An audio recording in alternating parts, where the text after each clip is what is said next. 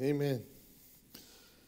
Before I go any further this morning, I want to wish a couple people a special happy birthday. Melissa, right, has a birthday. Y'all give her a hand clap. I understand she's still in her 20s. So, you just keep that in mind. And something else I wanted to show you, something very special.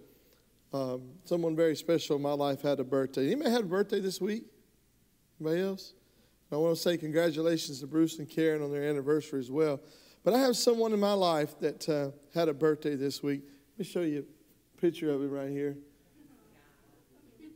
There's a story. This is kind of a blurry picture. There's a story with this cat. And the story is he's 2 years old here. And his brother, Taylor, of course this is Skylar, our little drummer boy, was going to school, kindergarten. Well, I didn't really know that Skylar was always up to something, and you never knew what he was up to.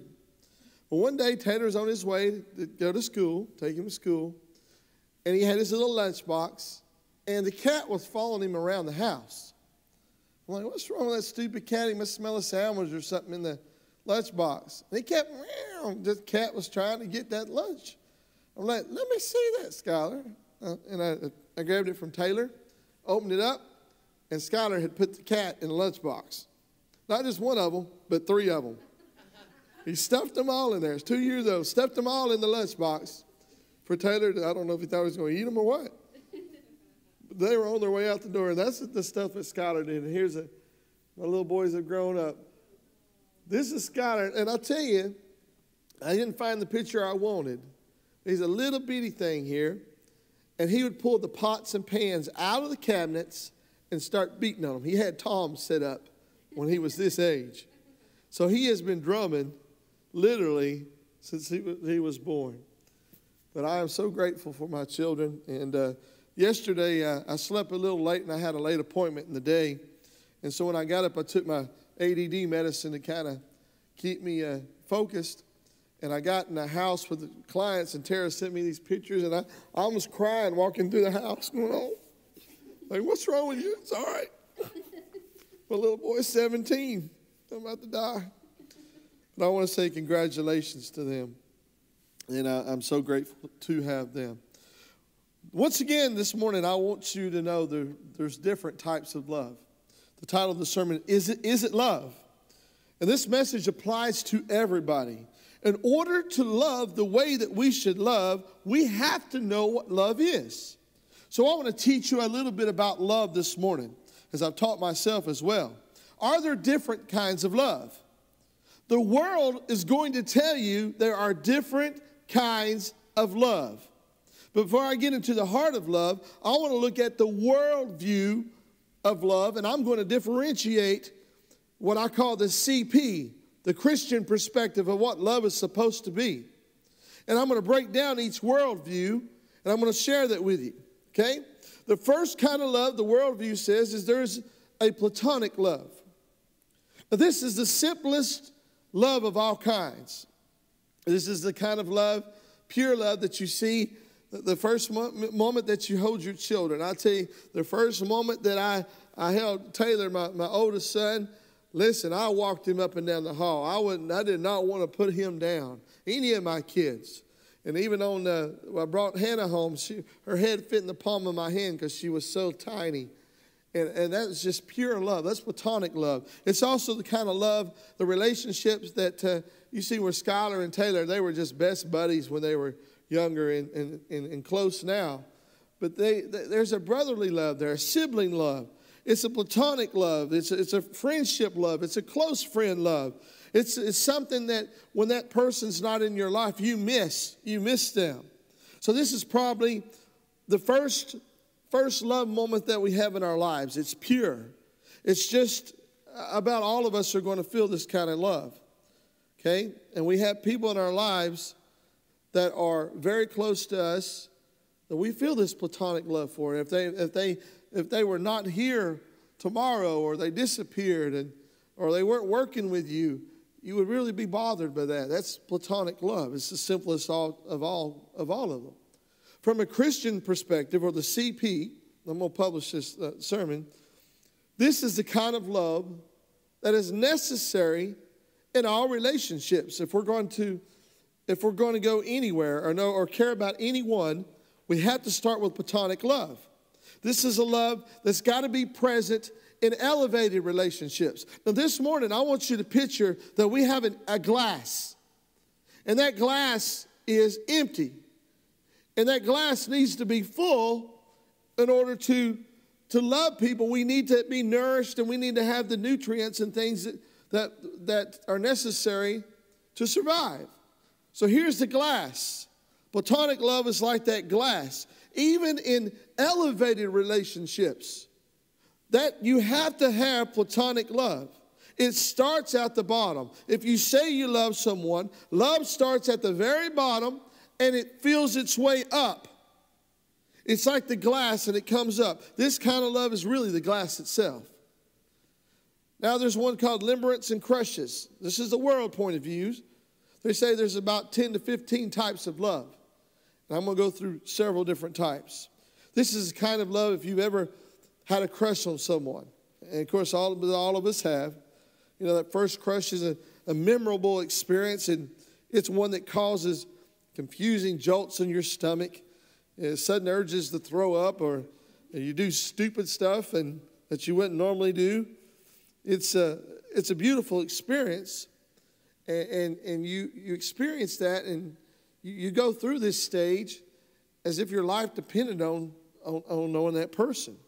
It's a warm, fuzzy feeling that you get inside. Okay? It's that I can't wait to talk to that person. You know, it was like Tara lived in Kentucky, and then when she was first here, I met her at Chester Frost because I decided to call in sick that day at work. And I went to the beach with my friends. And then I saw her there, and I talked to her, and I thought she was just absolutely gorgeous, and I got her phone number, and by the time she got back to Kentucky, I'd already called. It's that kind of love. From the CP, the Christian perspective here, it's a little bit more of an elevated relationship, but it's not as elevated such as marriage, but there still should be some of this degree going on within a partnership. It's not as intense, but there should be a warm and fuzzy feeling when you're around that certain person. It still should be present. And you know what I mean. It does kind of fizzle as you get older, but there still should be that warm and fuzzy feeling about the person you're with. You know, you could probably understand that it's like you want to sneak out of the house. Remember that 25 years ago? It's like that, you know, the warm and fuzzies that you get, that you need to maintain throughout a relationship. So we start at the bottom of platonic love. Now we've come up to the warm and fuzzy, you make me feel good type of love. Limerence, on the other hand, is rather close to a crush, but it's a little more intense. It's kind of weird. And have you ever liked someone that you really didn't even know how to express yourself to them? It's that person you really want to know more about, but you really don't want to share your feelings with. This is the world point of view now. And sometimes you have really intense feelings for somebody and you just don't even tell them, or you don't even communicate. But yet you don't want to spoil your happy thoughts about them, because if you tell them, then they may reject you. This type of love has happened to most all of us. And I've seen it happen with adults. It's very rare, but I do see it. Most adults know that time is short, so they begin to express their feelings faster. And you'll see this in young relationships as well. They like somebody, but they don't want to tell them, so their best friend goes and tells them, hey, I want you to know somebody likes you. You know that type of thing. To me, from the CP, this is a type of love that does not exist anymore in a healthy relationship. You should be always able to express your love and happy thoughts with that certain person. And if you cannot, or you do not have those feelings, the warm and fuzzies, after a long period of time, you need to start rebuilding the fire inside of you. And maybe you need to start sharing the weirdness that you once had. You see, that type of love is important, that you share your feelings and you're able to express yourself. And if that person doesn't feel that they can express themselves to you, that's not love. And you're going to see how I feel about all these here shortly. This is the world point of view. The world says there's an unrequited love. Unrequited love is a love with heartbreaks that most of us have all experienced. It's that dreaded one-sided love when you care about a person, but that person never really cares about you. You may be in a relationship, or they may just use you. And you find yourself just really falling for that person or really caring for that person day after day. And even though you know you'll never really get any happiness out of that type of love, you continue to do it. That's when Bon Jovi wrote that song, You Give Love a Bad Name. That's where that came from. That's unrequited love. That's one-sided love. Now, if I were from the CP perspective, if I were addressing teenagers this morning, I would say expect this, but guard your hearts. You don't get into intimate relationships because some of that is unrequited love. You need to be in a godly relationship. As adults, there are marriages right now in trouble because it is one-sided. It's all one-sided. It has been one-sided for years and years and years. That person gives and gives and gives and gives, and the other one takes and takes and takes. And there's no giving back. That person feels like they're worthless. That other person feels that they're not as valued as they used to be. It's a one-sided love. I've counseled people who are in trouble many times because they're in this one-sided love affair or one-sided marriage. I've counseled people who really didn't want to be married in the beginning, they tell me. And that love leads to disaster in elevated relationships. Now, they call that love. I call that something else. I'll tell you something in a minute. This should never exist in an elevated relationship. It doesn't matter who it's with. I'm not talking about just married couples. I'm talking friends and everybody else. You give and give to that friend. And how many of y'all had friends like that? You give and you give and you give, but you never receive anything in return. Or never feel like you're appreciated. Never feel like you're loved. There's no response. There's no reciprocation. That kind of love is dangerous. And if you're in that kind of love, if you got, especially in a marital relationship, you really need to consult somebody else because that's higher than my pay grade. And you really need help. If you do not receive reciprocal love, it's not the love mentioned in the Bible. Okay?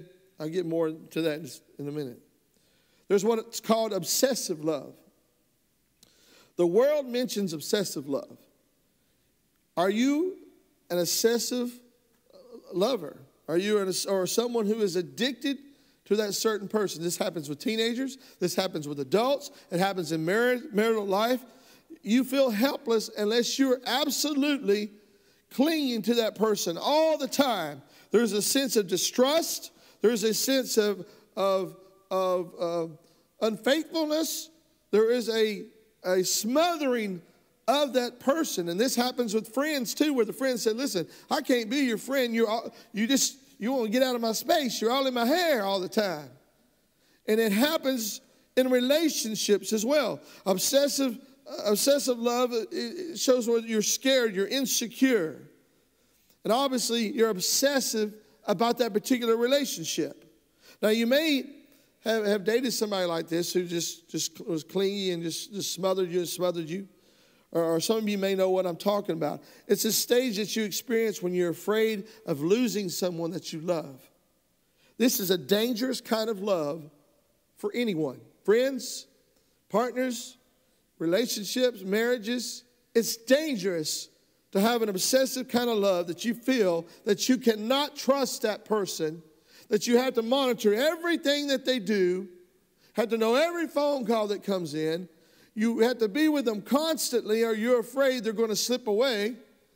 That is a dangerous kind of love within the elevated relationships. Now, we're starting to fill our glass a little bit more. So I hope you understand. I hope you're with me. This kind of love is not a biblical kind of love. If your partner makes you so insecure and you smother them, something is wrong.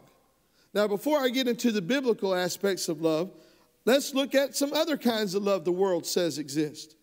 One of them says there's a selfish love. Now, listen to this. The world mentions selfish love and says selfish love is smart. Now, listen to this. This is what the world says. When I did my research, I do my research. It takes me hours and hours and hours, but I don't play with it. I want facts, and I want to teach my church how to live. You know, when you go to church, you need to learn how to live and how to apply things to life. That's what it's about, right? Or why bother even coming? I could preach on who beget who and beget who and beget who. I don't think you're going to get a lot out of that. So I want to teach you things that apply to your life. The world says selfish love is the smartest kind of love you can have. It involves two people who create the relationship. Selfish love involves two people who are in love with the same person. That partner or that person loves you, and you love yourself. It's a love where you don't care about whether your friend, whether it's a friend or whether it's your spouse, you don't care whether they're happy or not, as long as they make you happy. And as long as you're happy, that's all that matters. You only care about yourself.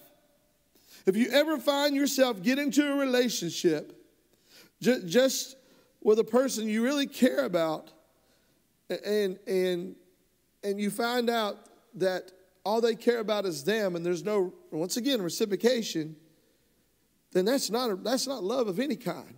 The world calls it selfish love. They can call it whatever they want to. That's not love. That's not the love of the Bible. If you believe in selfish love, the worldview says selfish people are clever. They're like foxes. They get into relationships just to see what they can get out of it. And it's smart to always put you first. Isn't that what the world does? You first. That's not what God teaches. And I'm going to get into that in just a minute. Here's the CP of that, Christian perspective. I see this in marital relationships all the time. That person was really never in love with that other one. It was all about them. That person never cared about that friend. It was all about what that friend could do for them. Here is something else you probably didn't know. Christian marriages are full of selfish love. What my friend is going through is nothing more than selfish love. It's all about her. It's not about the family. It's not about the friends. It's not about him. It's about what makes her happy. That's selfish love. And I find it is just as prevalent in Christian marriages as I do secular marriages. It's not a healthy kind of love. It can't be all about you. Even in friendships, you've got friends that you call your friends. If it's always all about you, that's not love. The world says it's selfish love. When I do a wedding, and I have done more than I want to do, a friend of mine, I got offended. He's a pastor, and we were sitting around chatting, and he says, it's easier to bury them than marry them. I'm like, dude, what's up with that? You telling me you'd rather go to a funeral than a wedding? He's like, yes. I'm like, you got to be kidding me. That's terrible. Then I'd done 25 of them. I'm like, yeah, he was right. He was right. Because I can't make the dead person mad. If I do, I mean, he's not going to know anyway. You know? Unless God says, hey, look, he really screwed up your funeral. You know? Should have heard the things he said about you. You know, they're dead. You can't mess up. You get up in front of 500 people, and I'm always shaking, nervous, especially when I read this part. Husbands, you are to be submissive to your wives. And then the wives smile. Uh-huh. You heard that, didn't you? Uh-huh. It says, wives, be submissive to your husbands. Then the husband's like, yeah. It says, husbands are to love their wives as Christ did the church. I've done that about every wedding I've ever done. Well, how much did Christ love the church? What did he do? He unselfishly died for his church. It's not about your needs. This goes on both sides of the relationship.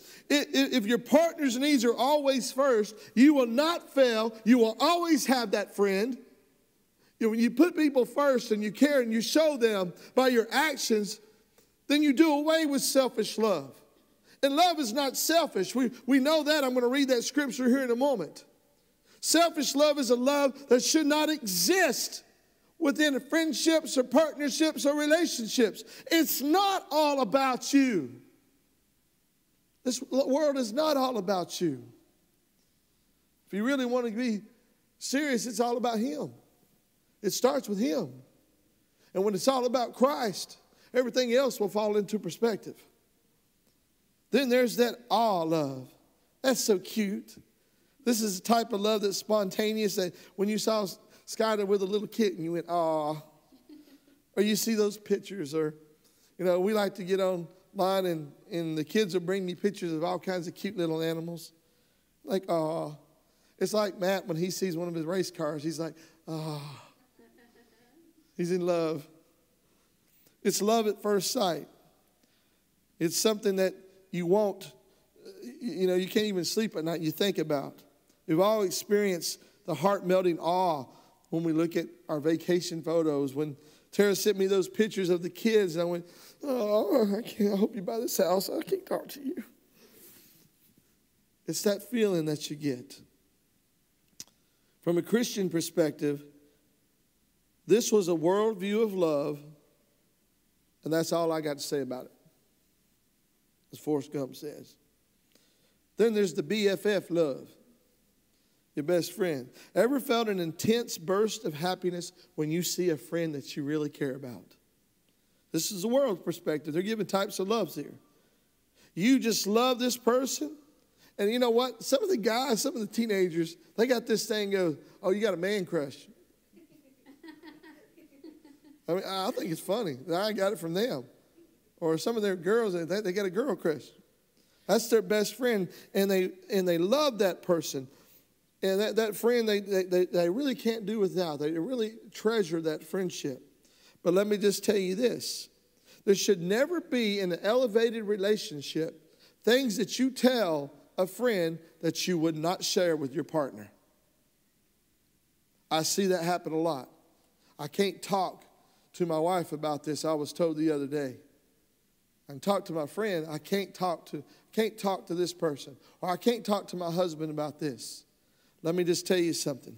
From a Christian perspective, in an elevated and marriage relationships, this kind of love must exist. I can tell you that Tara is my best friend. And she will tell you that she's my biggest fan. That's her saying. Even when I'm down, I believe in you. I believe. That's what's kept me going all these years. I believe in you. I'm going to tell you this as well. There should be nothing you tell any friend that you would not tell your spouse or that partner or that friend that you call so special. Let me tell you this as well. You should have greater feelings, or that burst of excitement should be there just as well when you see your spouse or your partner.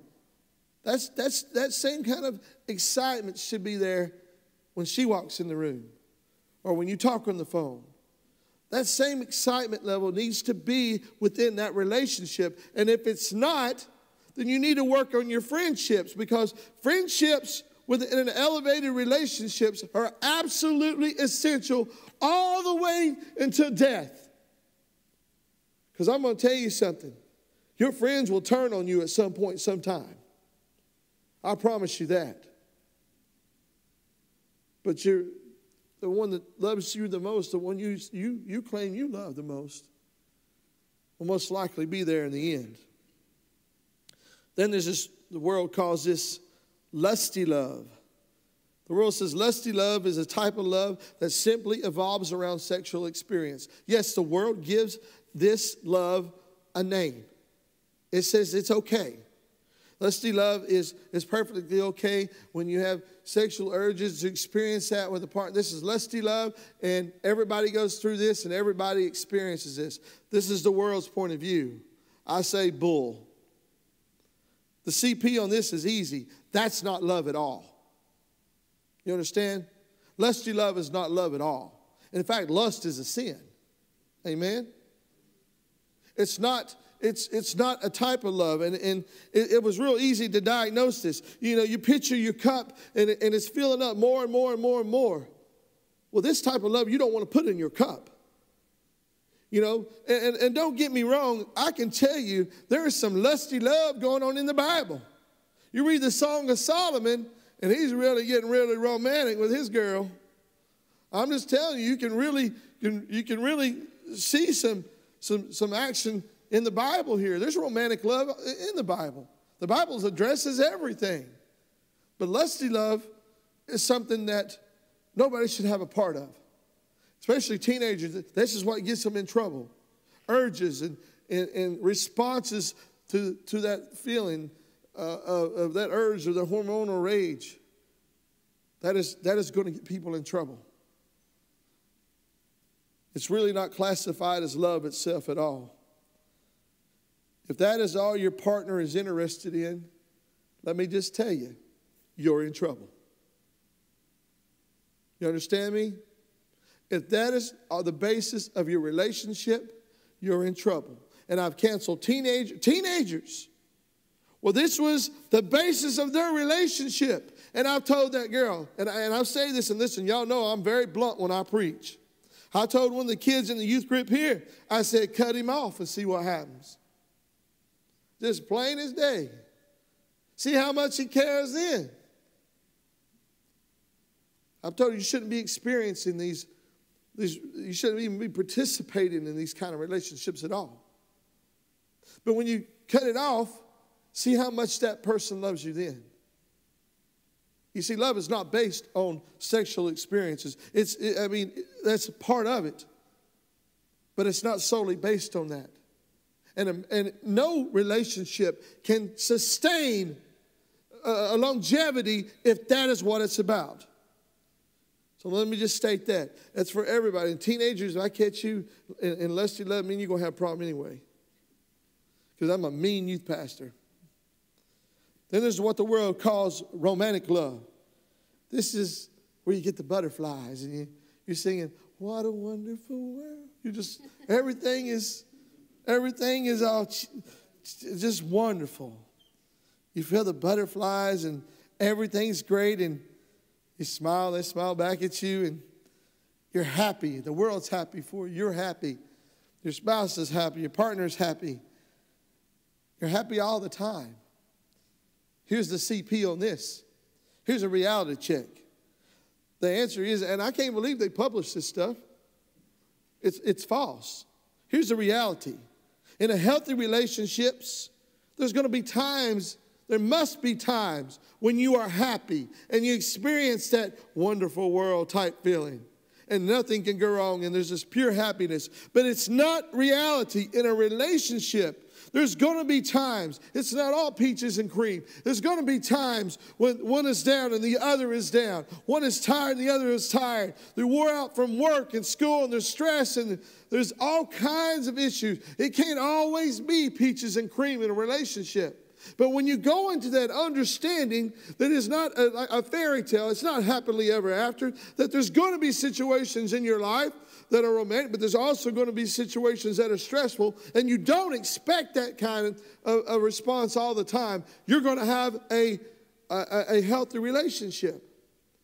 Some of the older people that I talk to, 60s and 70s, they're like, Valentine's Day, flowers? I don't get anything. There's no romantic love here. It doesn't have to be, because over all the years, they know that their partner has expressed themselves in the way they feel. Should they continue to do that? Yes, they should. Am I the world's worst about getting things? Yes.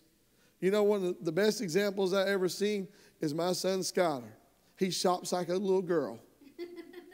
He goes and picks out things, little hearts and things, and and he has this little girlfriend, and he buys her little things, and, you know, he expresses himself by just little gestures of things. And I'm thinking, well, I don't, he's like, here, Dad, here's a coupon. Why don't you go buy Mom something? Hey, this happened. This really did. I'm like, yeah, thanks a lot. It's not all peaches and cream, but there needs to be times when there are. But understand, longevity, long term, it's not going to always be there. Friendships are not always going to be there. It's not always going to be, you're going to have problems within friendships. There's going to be times when you don't like that friend.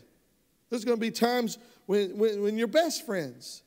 It's not always going to be hunky-dory, as they say. Then the world says there's unconditional love. The worldview of this definition is something they couldn't even screw up. They say, and I quote, this is from them, the worldview, blessed are those who experience this special type of love for each other. Well, they got one right. It's not easy, and it's definitely not something people want to try. This is what the worldview says. People don't even want to try this. But if you ever do take a leap of faith, it's coming from the worldview, the research. If you ever do take a leap of faith, you'll see what true love is really like. They contradicted everything they said in every other statement. Abusive love, selfish love, all these other types of love. They have just contradicted themselves in their own documentary here. Unconditional love, it says, do you love someone more than you love yourself? Well, if we look back, and I go back in my notes here, just a few minutes, we go back into selfish love, and the world said selfish love is smart, right? It's supposed to be about you. You guard your own heart. You guard your own feelings. Don't worry about what that partner says. Don't worry about your friend. It's all about you. And here they are in the same publication saying this. Do you love someone more than yourself? If you do, and I quote, that is true love. They can't even write a documentary that's correct. It says, do you care about that person, whoever they are, spouse, friend, whoever? Do you care about them more than anything else in the world? And if you do, chances are you're experiencing unconditional love. From the worldview, unconditional love is the stuff fairy tales and romance novels are made of. If both of you care about each other, or people care about each other in a relationship, selflessly, you're in the middle of a special type of love that few people experience, but spend their lives looking for. Now, I've been lucky. I've been blessed. Because I know there's unconditional love. And I know that after I eat a whole pizza and I'm at nighttime watching TV. You know what I mean? That's unconditional love.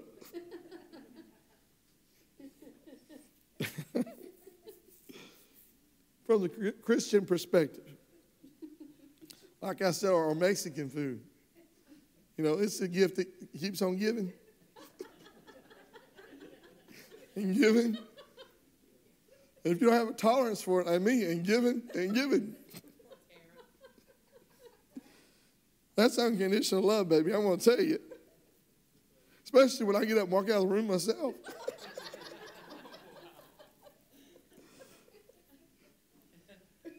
From the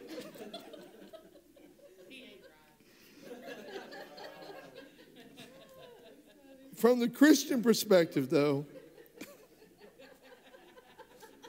I'm never going to get back together here. And you're not going to hear anything else I say. All you think of is this picture of Tara going.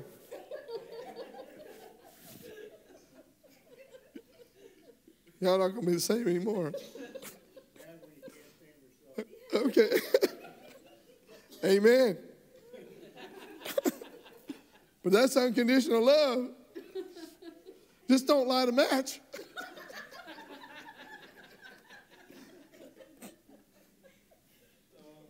Oh, my.